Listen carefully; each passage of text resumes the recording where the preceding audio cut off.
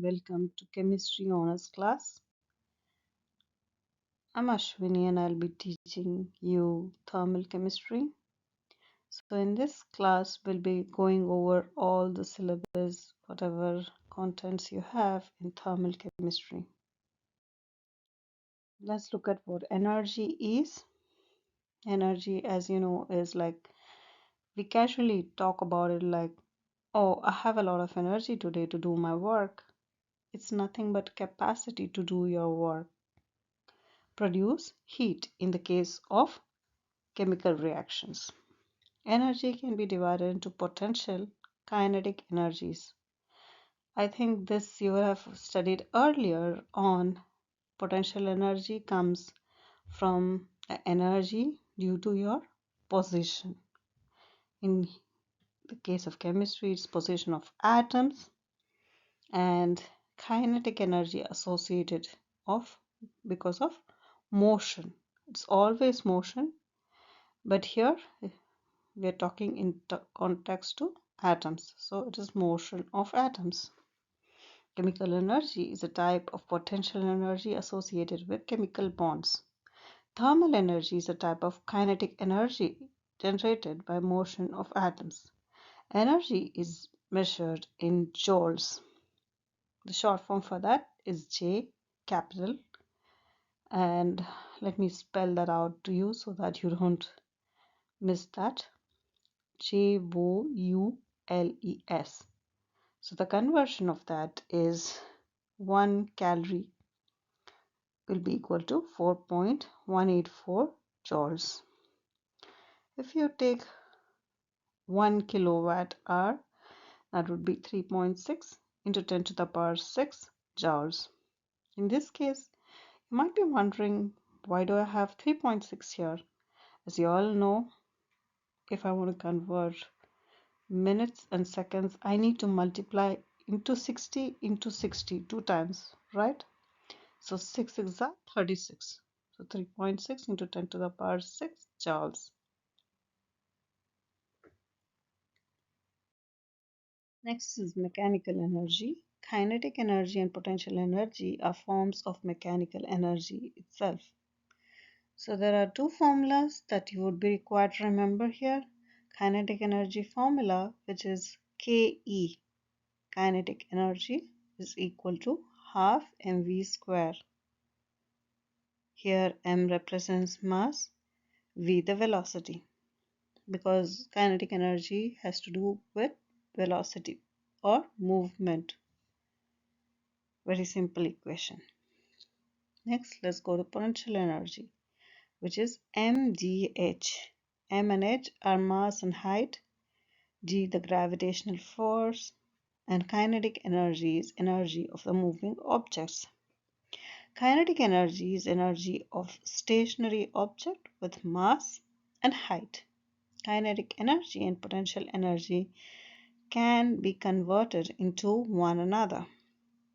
Conversion equation would be half mv square is equal to mgh, which is the last one. So this is the equation which you are required to remember, this and the potential energy equation. Okay, so let's look at what first law of thermodynamics is. Energy cannot be created or energy cannot be destroyed. So it just can be transferred from one form to another form. System represents the chemical reaction or substance being studied. The surroundings are everything else outside the system. Heat, we represent as Q, is a representation of a thermal energy form. From a hotter object, heat gets transferred to the colder object. Think of this case. You have heated up your food in the pan. It's a cold day today. You can see in no time the food that was served to you has become cold or room temperature. I guess we all have experienced that. So heat always transfers from a hotter object to a colder object only. So then what is work? It is the movement or reacting of molecules against the gravity or opposing forces. Heat always flows from hotter to colder objects. If a system gains heat, that is in terms of Q, heat lost is also represented as negative Q itself. So if the system does work, it is negative W. If your surroundings do the work on the system, then it's a positive W. Internal energy, delta E or delta U. So that's the total energy of the system. Internal energy can be calculated as delta E or D plus W, which is minus P plus delta V.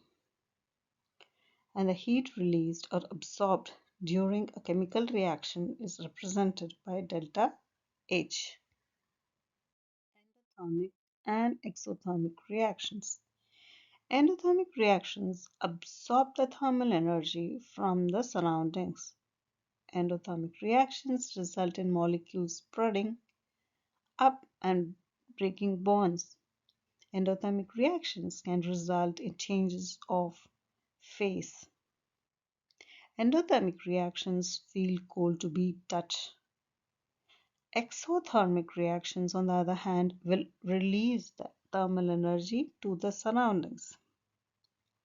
Exothermic reactions will result in molecules slowing down and forming bonds. Once you release your heat energy, you will slow down and you will form bonds with other molecules. Exothermic reactions can result in changes of phases, and exothermic reactions can feel warm to touch. Now let's look at what heat capacity is, and as heat is nothing but a measure of amount of heat required to change the temperature of a substance. Heat capacity can be measured in terms of specific heat capacity and molar heat capacity. Specific heat capacity is amount of heat required to change the temperature of 1 gram of a substance by 1 degree. That's why it's called like the unit capacity. Why unit? Unit means 1 gram and change is only 1 degree that I'm looking for. Molar heat capacity is amount of heat required to change the temperature of 1 mole of a substance by 1 degree. Formula for C is equal to Q divided by N into delta T. Q is equal to mc delta T. Q equals mCAT. Next, let's look at what is calorimetry. Calorimetry is a measure of heat changes in a chemical reaction. Calorimeters are used to measure heat changes. Constant pressure calorimetry is associated with the coffee cup calorimeter. Constant pressure calorimetry involves Q lost or Q gained by water and specific capacity of the calorimeter.